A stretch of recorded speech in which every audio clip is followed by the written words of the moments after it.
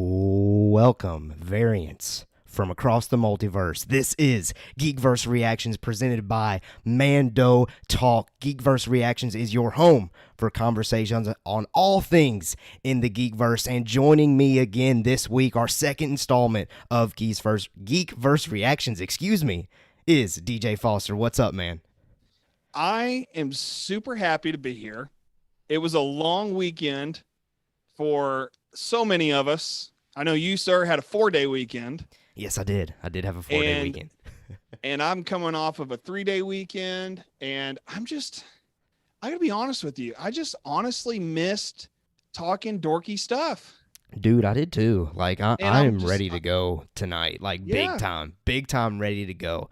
We got a lot of cool topics that we are going to discuss. Like, we got Venom, we got Dune, we got Shang-Chi, we got What If. Now, we already did get a question here in the chat that I think is very important for us to go ahead and clarify. Shang-Chi, Yes. I haven't seen it yet, so we are not going into spoilers tonight. DJ has had the opportunity to see it. He's going to share some non-spoiler thoughts, so shout out to who we got, Parker in the chat. Kleiner. Okay, Yeah. sweet. Who asked, if we were going to dive into spoilers. We're not going to be diving into spoilers, but I wanted to address that right off the top because that is a great question. But nonetheless, I'm excited to get into it. I will say, if you have not subscribed to our channel yet, subscribe, hit the bell so you're notified as soon as we go live. We would greatly appreciate it. And if you like what you see, hit the like button. All things help around here. And, just to continue our plugs, Facebook, Twitter, Instagram, TikTok, at Mando Talk on all of those platforms. I feel like we do a great job having fun on those platforms. So check them out if you haven't. Yeah, I think we do a fantastic job across the board on all of our socials. Of course, I'm getting to use Facebook and Instagram nowadays and sharing things out there for us. So it's a lot of fun to post different things and make sure y'all are hearing what we've got going on, making sure you're not out of the loop. And as you already said, Caleb, I just want to say one more time, thank you guys so much for listening. Yes, 100% like and subscribe. We are 21 subs. 21? What? 21. Throwing it back to Vine days. 21 subscribers away from hitting 100. A Benjamin, my friend. Not really. I wish we had a Benji, but I had a Benji and then I spent it the other day. So now I need a new Benji, and we need you guys to help us get to 100 before the Book of Boba Fett comes out in Diciembre. As I showed off my very limited knowledge of Spanish last week. On Mando Talk.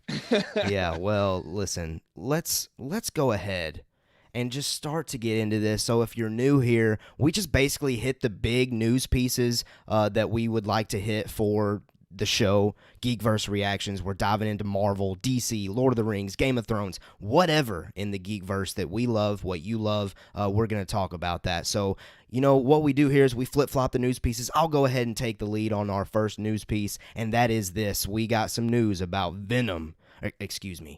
Venom.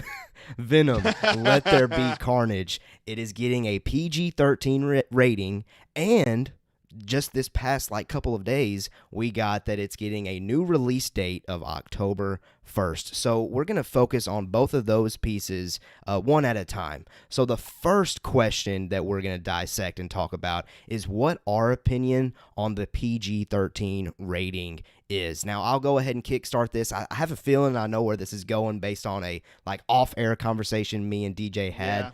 I am personally happy that it's PG-13. I get it. I know that Venom and Carnage together in a film heavily lends itself to getting an R-rated film. Let's be honest. It could have tons of blood, gore, action that's just crazy. But off of the success of the first film, because let's not forget that the first film, the first Venom, made $800 million in the box office. A lot of that has to do with being PG-13. It's accessible to everyone. Everyone can go and enjoy it. So for me, as a lover of just enjoying movies and wanting to see movies succeed, I think getting the PG-13 rating is going to help Venom Let There Be Carnage succeed a little bit more than it would if it was R-rated. So with that said, I am happy with the PG-13 rating, and I think that we can still get like those R-rated vibes while still being labeled as PG-13. Really, the only thing that we can't get is just a ton of blood. That's just my opinion. DJ, what say you though? I'm on the other end of this. Okay. I was really hoping this movie, I was really hoping it would get an R rating. Because, and here's the thing, I understand, like, I'm usually pretty light side heavy most of the time. Sure. But like every now and then I gotta kind of venture over into the dark. Sure. You know? So we need to switch your background to purple then, a little like Mace Windu style. Maybe I'll switch that. Oh wait, this isn't Mando Talk. Oops. Oh yeah, my bad. But you know, here's the thing. With a name like Carnage, like I remember when I was very little having a Spider-Man coloring book. And Carnage was in there and I was like, who's Carnage? And I had a friend who was like super into Spider-Man and the lore of Spider-Man. So I was like, dude, who the heck's Carnage? And he was like, oh, he's like Venom, but he's like way worse. It's kind of how he described him to me. And I thought, okay. And so over time, you learn more about these characters. So I always was kind of hoping, okay, you know, when Carnage finally makes it to the screen, he needs to be just super deadly and gritty. You know, I was really hoping we would come across something kind of like what we got in Joker or Logan, or maybe even in Deadpool, minus, you know, the vulgarity of it. Just like, give us just a little bit of that hardcore action, because it's a comic book. And I think that in this sense, it needs to have this outlandish kind of essence, if you will, to it. And I thought that we were going to go just a little bit further into getting that. And I'm not super upset. Like, it's not a deal breaker. But, you know, I was really hoping this would get in an R rating, and the fact that it's got a PG-13 rating, that's all right for me. I don't care. I'll probably still see it, and I actually still haven't seen the first Venom movie. Really, I've held out on it because until this IGN article that was written a few days ago that you guys got to check this out if you haven't, but it's talking about this, how it's following the formula of the previous Venom movie. And I'm sitting here looking at, I didn't know it had, I think I just read, $854 million worldwide. Huge. And it's like run. massive. And I had no idea. That is idea. amazing. So I've got to either pick this up or rent it or something soon, or borrow it if somebody I know has it. But I had no idea that it was that big. And I was like, okay, you know, eventually I'll go watch it. But like, now that it's like, we're here, and I'm like, oh, I had no idea. So I need to catch up. I need to catch up. And that's the big thing there. So kind of what I'm thinking along the lines, and shout out here to our boy, Zach Horvath, in the live chat. He said they're going to push the boundaries. I think that's going to be the case. I think they're going to make those that wanted it to be R rating, they're going to make it feel as close to that R rating as they can possibly get. Because let's be real, PG-13 is very flexible. Like, it's getting more and more lenient, it seems like, the more time goes. So I think we'll be able to get that feeling. And like Zach also said, I think PG-13 allows it to be more accessible to everyone. So I kind of fall on that side of being happy. Now, let's go back to you not seeing the first one. I just want to, you know, set your expectations. It could be slightly a little sloppy here and there. There's people that absolutely hate it. There's people that absolutely love it. I have an absolute blast every time that I throw Venom on. I think Tom Hardy, first of all, he's incredible to watch in anything he's in. But second of all, I think he does a great job with the character of Venom. So I think you'll enjoy it. Just don't go in it with like huge expectations. Because if you don't, I think you'll have a lot of fun. That's my take on Venom. And it made $800 million at the box office for a reason. For a reason. And I didn't know, like I said, I didn't know that until earlier this week when I read the article. I was like, oh, it actually made a ton of money. It wasn't just like, the only place I ever saw it was, and I don't know why, I just skipped out on seeing it, but I probably would have seen it in a past life. But I just only saw it like on Blu-ray and DVD at like Walmart. So I was like, okay, you know, I feel like it was here and gone, and I never got a chance to watch it. So I just kind of set my, like, I don't want to mess with it. So now that I'm seeing Let There Be Carnage, but by the way, I'm a huge I love Woody Harrelson. I think he's fantastic. Yeah. I mean, and the fact that he's come back to work with Andy Serkis is a lot for me. And I say come back to work with Andy Serkis because they worked together on one of the Planet of the Apes movies. I love those Planet of the Apes movies with Andy Serkis. So it's really cool to kind of see that team up happening again. Sure. With those two guys. I mean, to me, they're both legendary at this point. You have Andy Serkis, who played Gollum, who put mocap on the map. Mm-hmm. Motion capture, he put it on the map. I know that Jar Jar Binks technically beat Gollum by like a couple years, but Gollum, he's the standard, and everybody knows that. So it's really cool to see them coming together, and I hope that the motion capture directing, kind of plays into effect here. When in the trailer, and I'm not spoiling anything unless you haven't seen the trailer and you're holding out for the trailer, for those listening or watching, but he was pretty jacked walking through the prison cells there. Yeah. I'm thinking, okay, that was probably some motion capture, because that kind of looked like Woody Harrelson's, swagger. Sure. It kind of looked like his walk. So I think there may be something there to that. But all that to be said, by the time I get around to seeing Venom and Venom Let There Be Carnage, I think I will have shifted on a few opinions at that point. So looking forward to kind of swinging back to that. Okay, sweet. Now let's get to our second kind of thing that we're going to break out with this topic. I think this is the 5th time now that Venom 2 has gotten a release date change.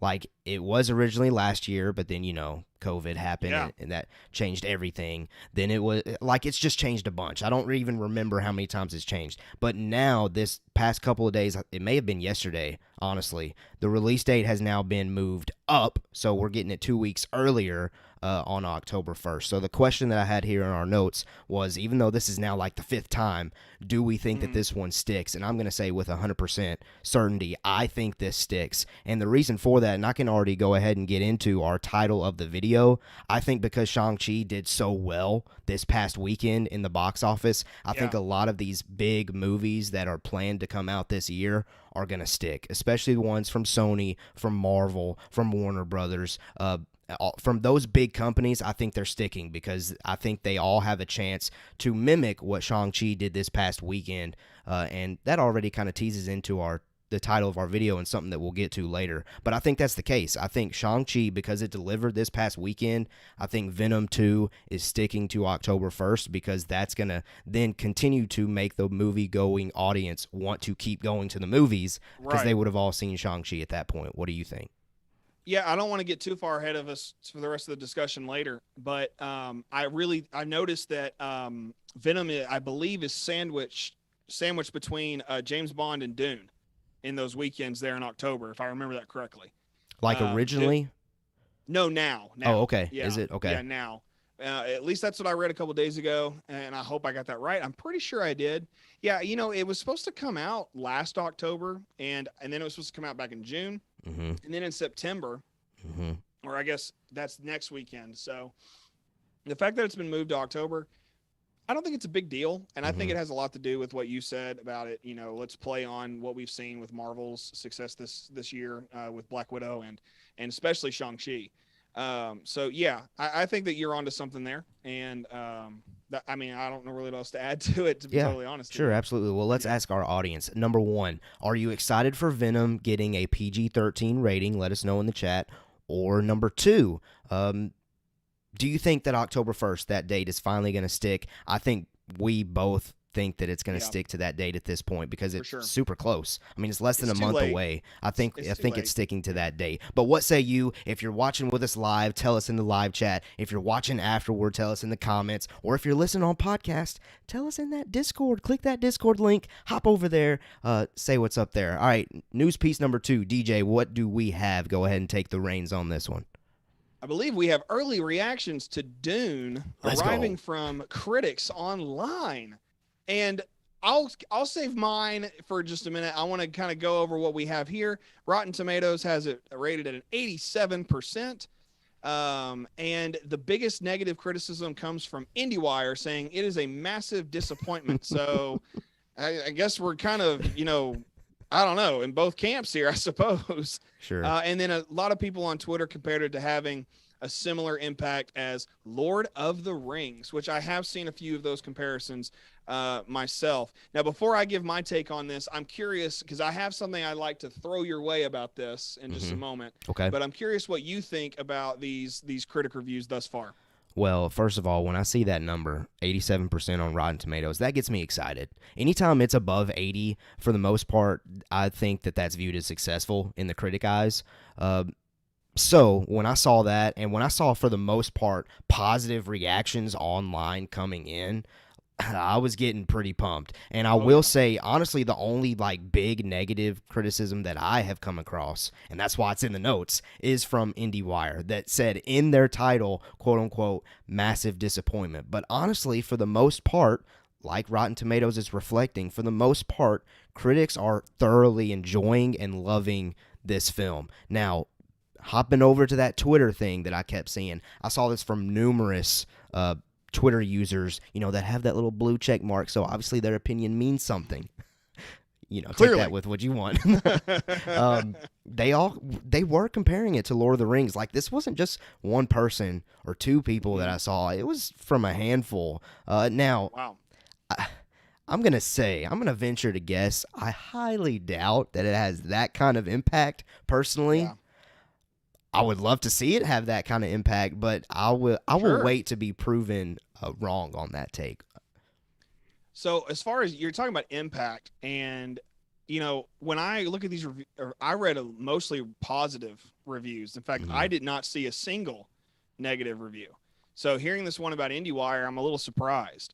So I think this looks like it's going to be an absolute smash hit that gets talked about for years and years and years. Gosh, I really genuinely believe that, because, I've never seen the original Dune. I've never read the novel. I know nothing about it other than what I've seen in the couple of trailers I've watched, which, by the way, are epic on their own. Ooh. And it's hard. Like, I know we can watch a trailer, go see a movie, and be disappointed. The only way this movie looks disappointing to me is if it gets too slow. That's the only thing I can figure, is if it gets too slow. Because I think pacing is kind of an issue at times with movies. And I'm actually going to talk about that here in a little bit. But here's my biggest question that I want to toss your way. Like I said, I think this movie is going to have massive impact. You mentioned Lord of the Rings and how it's been compared online to that. My question is, do we think this could be the next Avatar? Ooh. Not the Airbender, the blue people, okay? I want to know, do you think that this could be the next Avatar? Because when you think about it, I mean, go ahead. Well, no, I was just going to say, on a financial level, no. I don't think it's going to make that kind of money. Okay. Not even close, especially with our current, state.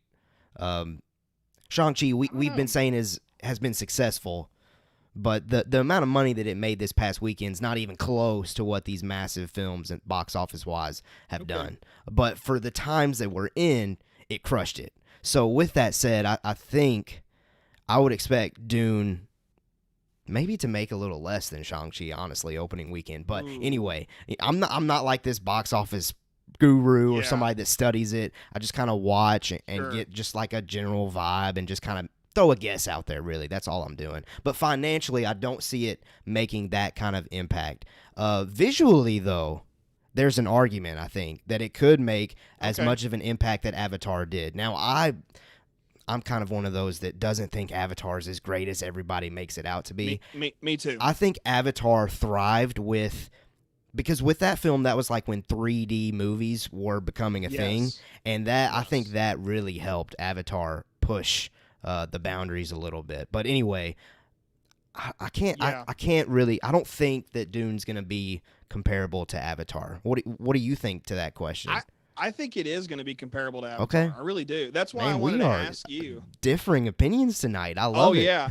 It's great. But that's why I wanted to ask you. Is like, okay, I'm hearing you on the financial side of things. Okay, I get that. Given the times, I think if we were not in a post-pandemic or even mid-pandemic world, depending on where you are, I really think that this would be one of those things that gets taken and then just blown into the stratosphere. Okay. I mean, I really think it would, and I asked that because the last, I was trying to think about science fiction films. There are only a handful of recognizable science fiction films over the last few years, and excluding Star Wars. I won't even include Star Trek. Okay. I know Star Trek is a little more sci-fi than Star Wars is, but I'm not even going to include those. I'm talking there's only been a handful. And the one that came to mind was Avatar. And Avatar had this success that people just wouldn't stop talking about it. I mean, it was so successful that they re-released it in theaters after its initial run was over. Right. Which is when I went and saw it. Yeah.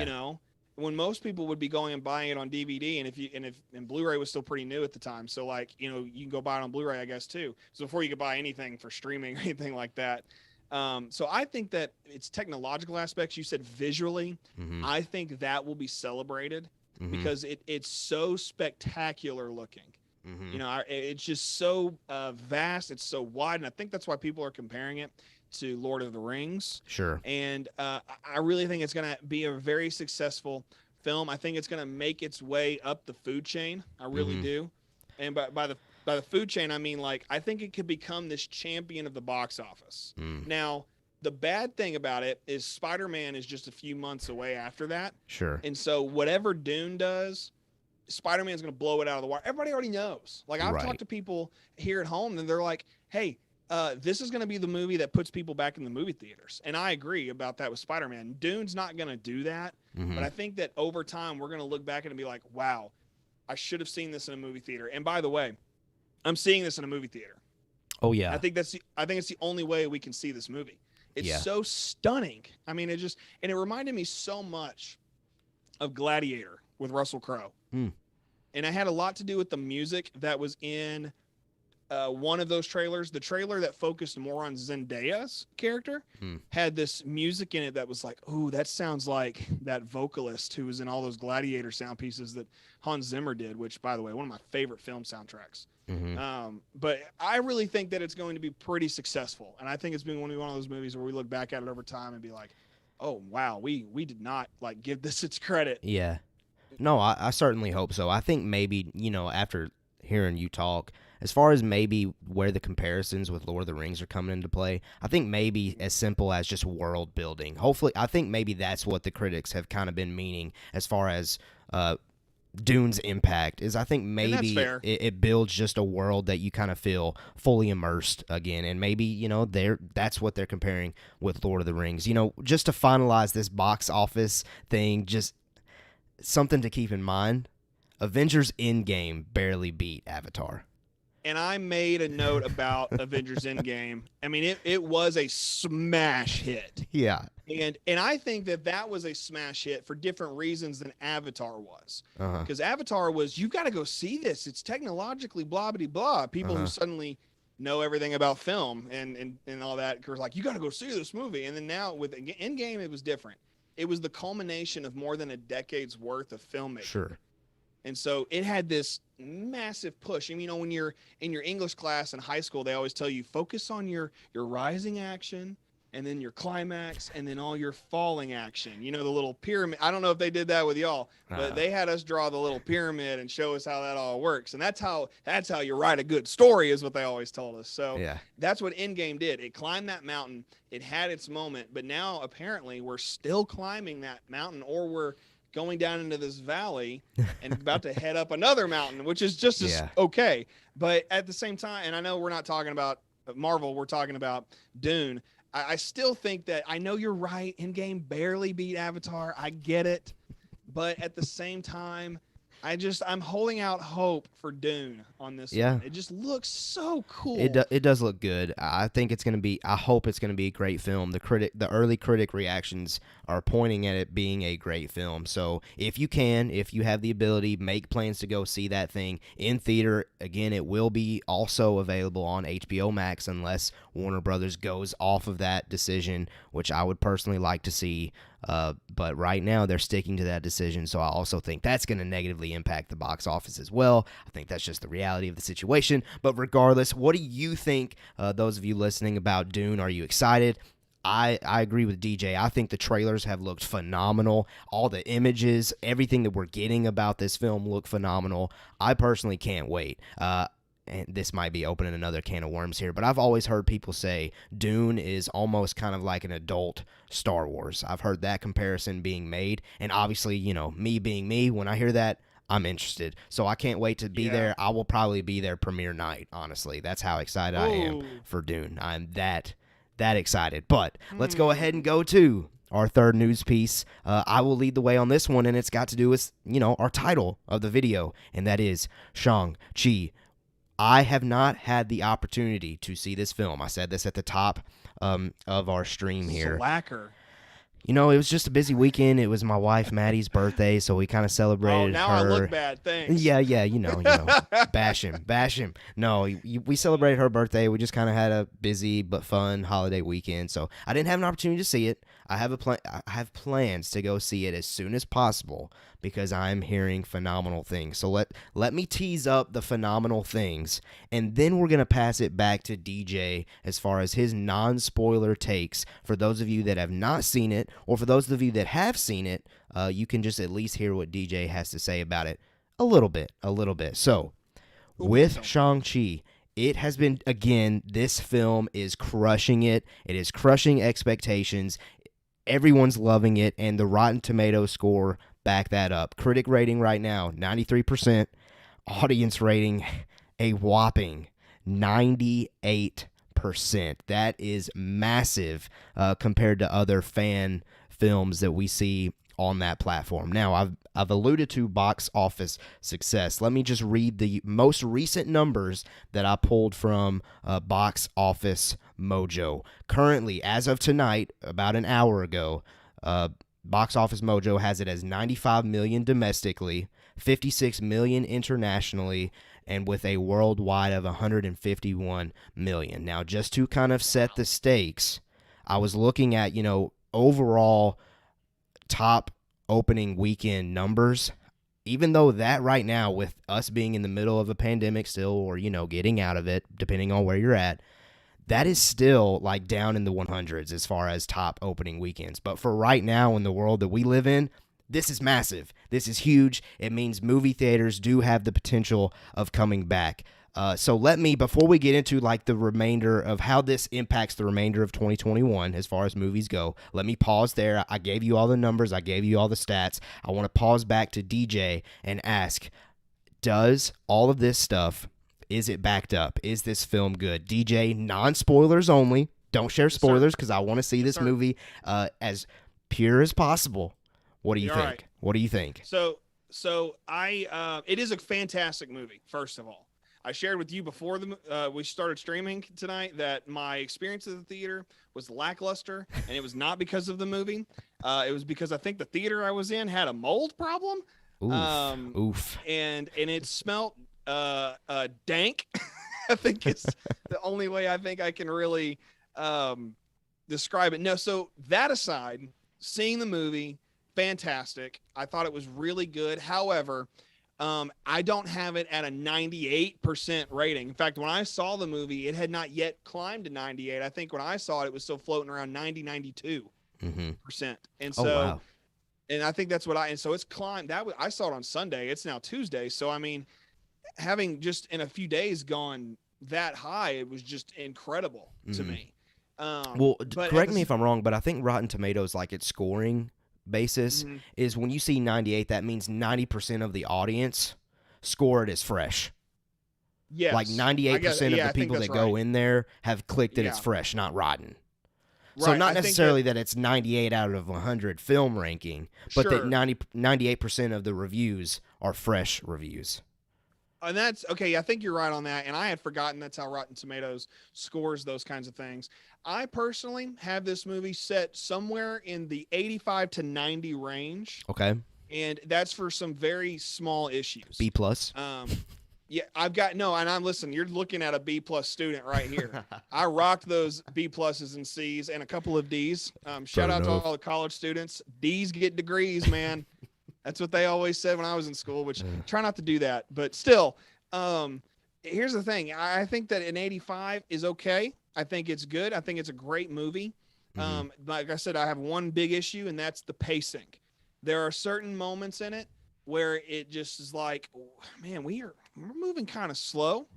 Let's pick it up just a little bit. And I think that's me wanting more, action.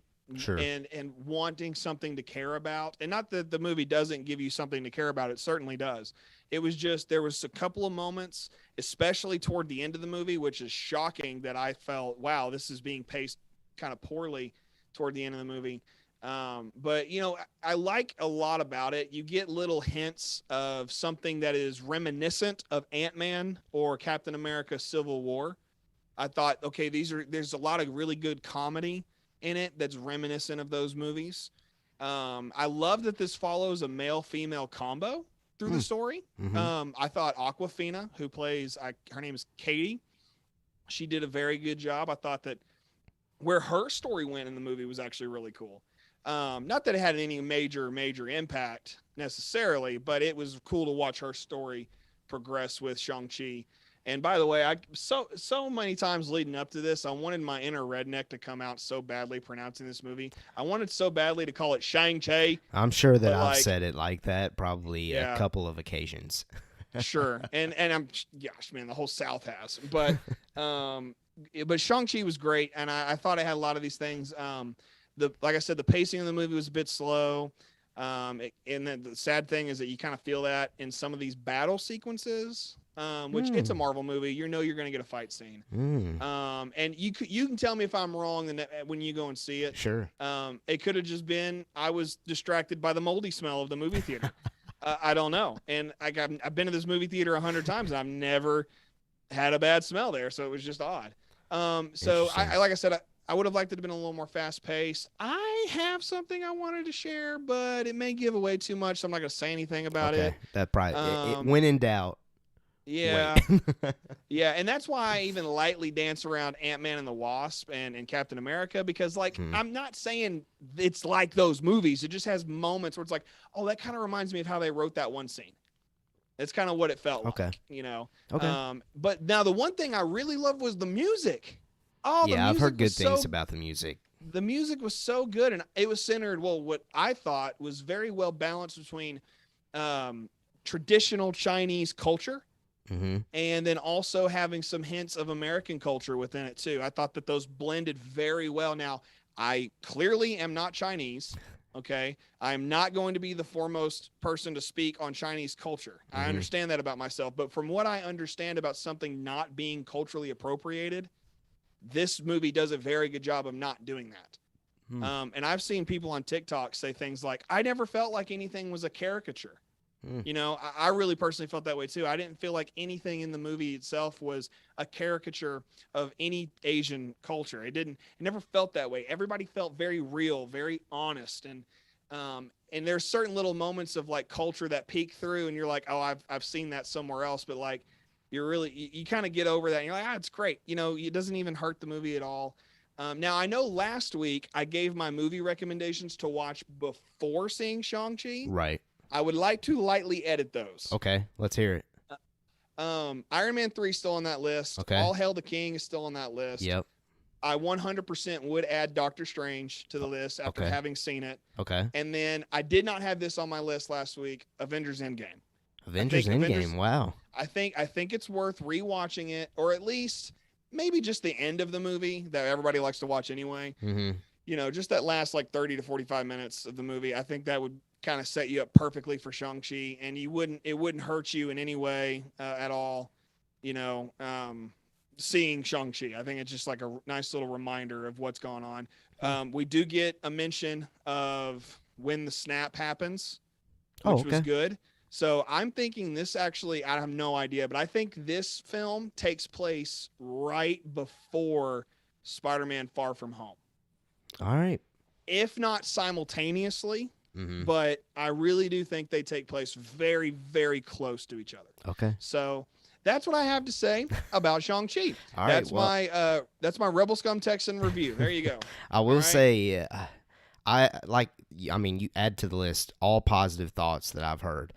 So I can't wait to see it. I can't wait to it sounds like if I would have seen it, depending on how this night has been going, I probably would have had a little bit of different things to say. So I can't wait to see it. So maybe we can have like a full-on spoiler discussion. And if you guys out there listening want to hear like a full-on spoiler discussion, let us know. I didn't really want to, first of all, because I didn't have a chance to get it to see it. Yeah. But I also didn't really want to do a spoiler discussion this soon as far as it being out in theater. I want to wait maybe a week or two. So if you want to hear a Shang-Chi spoiler discussion, maybe next Tuesday, or if you feel like we need to wait a little bit longer, please let us know. But I'll try to kind of we'll have one at some point. I think it'll be Sure. appropriate for us to have one at some point, but we'll see. But you let us know if you have seen the film. Tell us some non-spoiler thoughts. I would love to read them. I would love to see them. We have one final. Wait a second. We're not done with Shang-Chi. There's still one more thing that I wanted to discuss with that. And that was, back to this idea of the title of our video, the impact that this movie is having on the remainder of 2021. I think 100%, I already kind of alluded to it with Venom 2.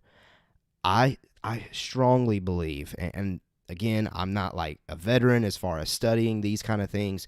I strongly believe that Sony made that decision to move it up to October 1st because they saw the success that Shang-Chi had this past weekend. And with that said, I think not only is Venom going to stick to their release date, I think we're going to see, James Bond stick to its release date, Dune stick to its release date, and Spider-Man stick to its release date. I think last week off air, as soon as we ended the stream, me and DJ started having conversations about what the movies moving forward would look like the rest of this year. And I specifically remember saying that Shang-Chi, if it's successful, we're good. Everything is sticking. Yes. But if it is not successful, if it's not successful, I really did have a feeling there for a second that things were going to start getting bumped to potentially next year. Or just later into the year. I thought Spider-Man was going to be safe because it's later, it's in December, but I really did think that movies that were in September and October and November were a little bit in trouble. But I think with this success, and again, 151 million is not a lot in normal times with a Marvel film. Again, it's kind of like in the 100 region as far as top opening weekends. But with our current state and with how movie theaters have been recently, that is a huge success. And I think that this has heavily impacted in a positive direction the remainder of our Geekverse fandom movie industry the rest of the year, and I am so stoked. I am so happy. I'm kind of mad at myself that I didn't contribute to that in a positive manner, only because I was super busy. But I'm stoked that the community showed up and showed out enough because, again, I think that we are going to get everything that we wanted for the rest of the year, and I can't wait to see it. What do you have to say about that? 1000% agree with you on that. Let's go. And I was not in the realm of, we're not getting these, they're getting. I was like, no, we're going, it's coming. They're gonna put butts in the seats there at the theaters, and you're gonna buy your overpriced popcorn and have a great time. Absolutely. I think that's what's gonna happen the rest of the year. And we've already mentioned movies like Venom, James Bond, Dune, Spider-Man. There's other movies that are going to come out, but they're not going to be as good as those, but they're going to be fine. They're going to be good movies. I hope. And don't forget Eternals now. Don't forget another. We got Eternals. I am pretty stoked for that one. And that's going to set up so much. And I honestly think that, after seeing Shang-Chi, I'm like, okay. I remember I finished it and I was like, we're going somewhere with this. Like, it's going to tie into Eternals somehow. And I know they all tie into one another. I'm saying that, like, there's a clear through line with these. And all of these movies are going to, this future of Marvel, I mean, specifically, are going to show us, especially before 2021's end, we're going to see how much of an impact that those movies specifically had this year. And I don't think that's going to slow down. I really don't. I really think that you are right in saying, they're not moving. They're sticking to their dates now. I would be shocked, honestly, if they move any one of these because, like we said with Venom, they've moved it like 4 or 5 times. James Bond has been moved 4 or 5 times. What I have, the earliest release date for Venom was supposed to be October 2nd of last year. Yep.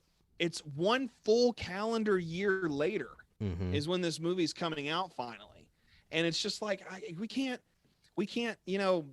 be in the negative anymore. I feel like we have to be thinking about the future of what's going to happen with movie theaters. I mean, for a while there, I was like, I will die on the hill that we are going back to the movie theaters. And I think that that's where movies belong. I'm a purist in that way. Yeah. When Steven Spielberg, last year or earlier this year sometimes was like, oh no, I hate streaming. I would never release a movie to streaming. And West Side Story, he's doing his version of West Side Story, which I'm not the biggest musical guy, but I love West Side Story, the original. And I love Steven Spielberg. I'm sold. Sure. I mean, I'm excited to see that, and my wife is 100% excited to see that because she loves West Side Story, and I think that'll put people back in movie theaters as well because it's a Spielberg movie. People will go see it just because his name is on the docket. Sure. And so you have things like that, plus ones we've already mentioned. I'm with you 1,000%. We are going to see solidified dates going forward, and it makes me excited for what's coming. And I can't wait to see how all that plays into effect. But now I've shifted my gaze over to the live chat. Attaboy, there you go. And our good friend, our buddy, Zach Horvath, back in the chat. He saw Shang-Chi, or Shang-Chi, excuse me. He saw Shang-Chi. See, there it went. I can slip. There's that Texan coming out. Shang-Chi, he said it was an incredible film, funnier than he thought it would be. He says he cannot wait to see more of Shang-Chi, and did it again, more of Shang-Chi in the MCU. And he said Shang-Chi made all the movie theater owners take a freaking breath. He said, and it pumped him up for Venom 2. And he thinks that the release date being moved up, is certainly because of Shang-Chi. And so he agrees with you there, Caleb. And I think that makes us, 3 there, right there. They don't ever say 3 peas in a pod. That doesn't work, but we're 3 peas in a pod over here. And of course he's also stoked for Eternals, which I kind of forgot about Eternals until you said something. I can't wait for that one. There's a lot of good movies on deck for this year. Yeah. And again, I really do think this past weekend, people showing up to see Shang-Chi solidifies that we're getting them. It's a great time to be alive yet again for all of us in the Geekverse. All right, that wraps up our Shang-Chi non-spoiler discussion, as well as, how we feel that it positively impacts the remainder of 2021. But there is one more thing that we want to get to. It's the last thing on our list, and that is spoiler discussions of this past week's What If episode, which was episode 4. So again, what I always like to do is leave our spoiler talks toward the very end of our episode. So with that said, if you have plans to watch the past episode 4 of What If, and you haven't had a chance to do it yet, I've enjoyed having you this week. We appreciate it. We love the support. Come back and watch our spoiler takes once you have seen the episode. But if you have seen episode 4 of What If, continue watching, continue listening, because we're going to dive deep into it. DJ, why don't you kick us off? Well, like you said, we are going to react to the What If spoilers. And I really, honestly, I think, and this is going to sound strange, no pun intended. This was my favorite episode of What If. Okay. I actually loved this one the most, and for very strange reasons, I'll admit. It's, you've seen it, and those of you who are listening or watching, if you're still sticking around for these spoilers, you have seen it. Now, for me, I loved it because my great-grandfather was an old Baptist preacher. And he had this saying, and it stuck with me. I've heard it 1,000 times in my life. And it was this: sin will take you further than you wanted to go, keep you longer than you wanted to stay, and cost you more than you ever wanted to pay. Now, number one, it rhymes, so it's easy to remember. There you go. Number 2, though, it was this episode of What If, focusing on what if Doctor Strange basically, went to the dark. And seeing that take place, and the whole story. I mean, as soon as what's the lady's name? I can't remember. Doctor Strange's lover. Yeah, Christine. Yeah. As soon as she dies, again, we're doing spoilers, so sorry. Yeah, there you go. But also not sorry. As soon as she dies, I was just like, wow, this is like, I can see where this would take somebody of Strange's capabilities and capacity to a very dark place. And I like that they're like, oh, by the way, this is what caused him to go and learn these mystic arts and caused him to go on and go look at this. And then I just thought that was perfect. And it was something that I don't think we get a lot nowadays from especially comic book movies, is something that's more or less of a proverb, something that's like a cautionary tale. And I thought that was something so impressive, and what they did with displaying the power that you can have, that anybody can have, and what to do with it. Now, I'll toss it back to you. Tell me what you thought going up to that point. Well, I think I agree with you. This was my favorite episode of What If so far. It helps that Doctor Strange was in it. I love me some Doctor Strange. But I'm going to do this now. I love Star Wars. I can't lie to you. I got such Anakin Padme vibes with, Strange really wanting and feeling the need to do whatever it takes to save the person that he loves the most. As when I was watching it, I kid you not, out loud, I said, "This is Anakin and Padme, just in Marvel."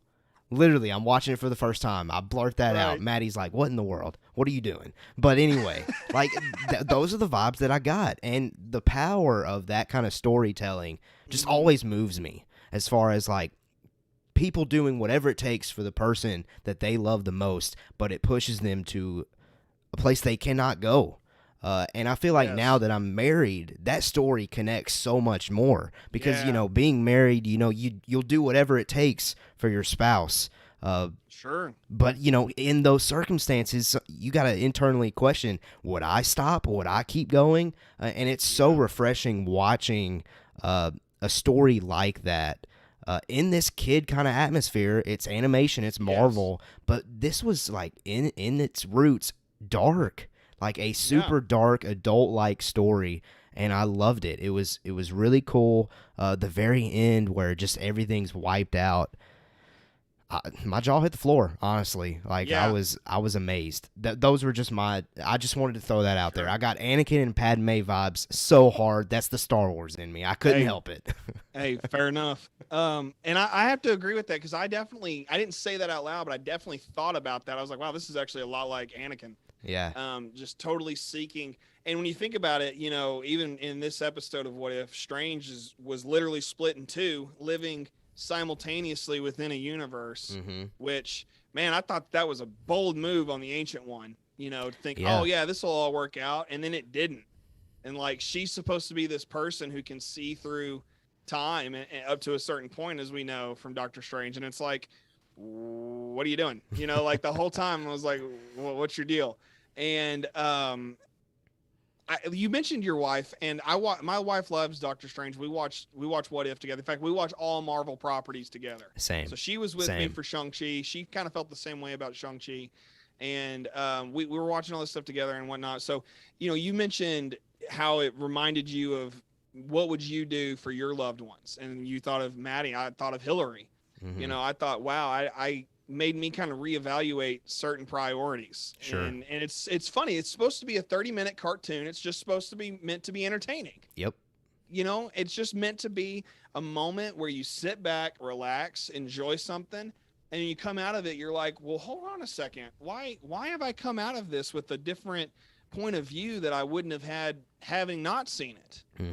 And I think it's something that we really need to pay attention to. I mentioned it's a cautionary tale. It's meant to tell us, hey, those of you in power, or even if you are just in middle management, or if you are overseeing a group of people, whatever, be careful with what is handed to you. And be careful about what you do with what you know. And that's a big thing, because I think we do live in a world where people will use knowledge for their own gain. And we're seeing that with Doctor Strange. And we're kind of getting into a nice little philosophical discussion here, which I'm all for. But fun fact about me, I failed philosophy the first time around, but back in college. But beside the point, it's one of these things that it was very eye-opening. And I've always had, since meeting Doctor Strange, I've always had him on this kind of pedestal of a character. Like, he can almost do no wrong. Very Obi-Wan Kenobi-esque in a lot of ways. And then to see him there said, no, we're going to Anakin this situation, as you said, was, I think, really neat. Because wow, okay. It was also a reminder, don't put people on pedestals because they're not perfect. Yeah. And even in a world of superheroes, they're not perfect. And it's a weird thing to be reminded of, but I think it's an important thing to be reminded of. Be careful where you put your faith. Be careful where you hold your idol, if you will. And I think it's a very, very cool thing.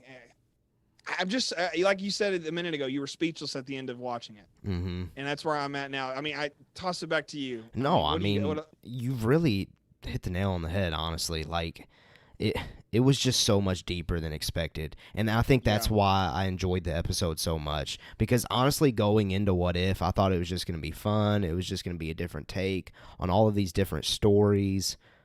But man, this one, like we're doing it here. We're diving way deep into this. It hits you in the chest. It hits you in the chest, and there's so much there if you dive into it, as far as philosophical, emotional, spiritual, like all of these different things are found inside this episode. And again, going into What If, that is not what I expected, and I think that is why I have fallen in love with this past episode, is because it does that. And if they keep pulling on that thread, What If is going to be very successful. I don't know what that looks like. I don't know what it means for the MCU as a whole. I don't know if they continue telling these stories, or maybe these stories turn into live action events one day. Like maybe they're setting, like they're teasing you with, this could potentially pop up in a live action movie one day. I don't know. But What If so far has been very cool for me, and this past episode was just mind-blowing, honestly. So before we move forward with anything else, I want to ask you, so all of the deep thinking things aside, what was your favorite part of this episode of What If? Do you have a favorite part? Do you know? I mean, I have mine. I'm just curious what yours might be, if you've given that any thought. I mean, honestly, I think my favorite part was the sequence where Strange went back in time over and over and over and over and over again. Nothing that he did changed what happened in the outcome. That might be really sad. That's like the darkest part of the episode, or the saddest part of the episode. But that was the most real and raw sequence, and that was by far, that's what I connected with. So I think that was my favorite part. I mean, it was very Groundhog Day-ish. It was very like, let's relive this over and over again. And I actually said that out loud. I was like, oh, this is Groundhog Day. And then it was like, no, it's not Groundhog Day. It's Attack of the Clones plus Groundhog Day plus Doctor Strange. It's just all of this crazy stuff. And, for me, I'll say my favorite part was actually the Strange versus Strange fight. Oh, yeah. And that was cool. That was like what I was about to say, but yeah. And you're right, though, watching the loop, trying to figure out, how can I do this? How can I get, her back? And then the Ancient One saying, this is a moment that has to happen. Doesn't matter what you do, it has to happen. And that's like, and I mean, Stephen Strange, I think, would ask the question that anybody would. And it's why does this have to happen? And when he asks that question, you're like, I feel that, I get it. And so I'm with you on that. We're like, yes, that's a fantastic part of the whole episode. But at the same time, my favorite part was them fighting. And it was because I felt like we weren't going to go dark. I was like, hero's going to win. Yeah. He has to, he's going to win. It's going to happen. I thought so too. And then they totally they lateraled it. It was a reverse, I know a little bit of football. Okay. They straight up pitched it to the right, and he said, oh no, it's going left. It was that quick. And I was like, oh my gosh, we just did that. Yeah. Like, and normally I wouldn't. I feel like internally I was freaking out like I am right now watching it. The first time I was watching, I was like this. For those of you who are listening and not watching, I'm staring intently into my webcam. But at the same time, I was just like, how? And when he finally wins, and it's this distorted, mess of a man, it consumed all of this energy and all this power. And you end up with this thing that's so dark and so gritty. It's just like, it's very Darth Vader. First of all, like you mentioned, it's like, oh, it's great. And Star Wars fans, you and I know, like, oh, that's fantastic. It's awesome. It's like, just give me that all the time. But then you get down and you watch that universe slowly shrink. And the thing for me that really kicked me, and this is the part that really hit me in the chest the most, it was he tried everything he could, and he saves her, But what happens? The whole universe just comes down to this one little ball of energy. And it's just him trapped inside a prison he created by his actions. I was like, what the heck?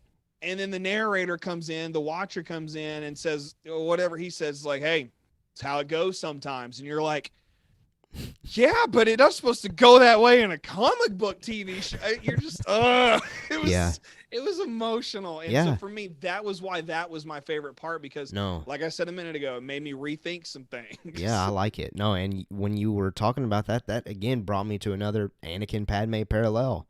Padme, witnesses Anakin fall to the dark side.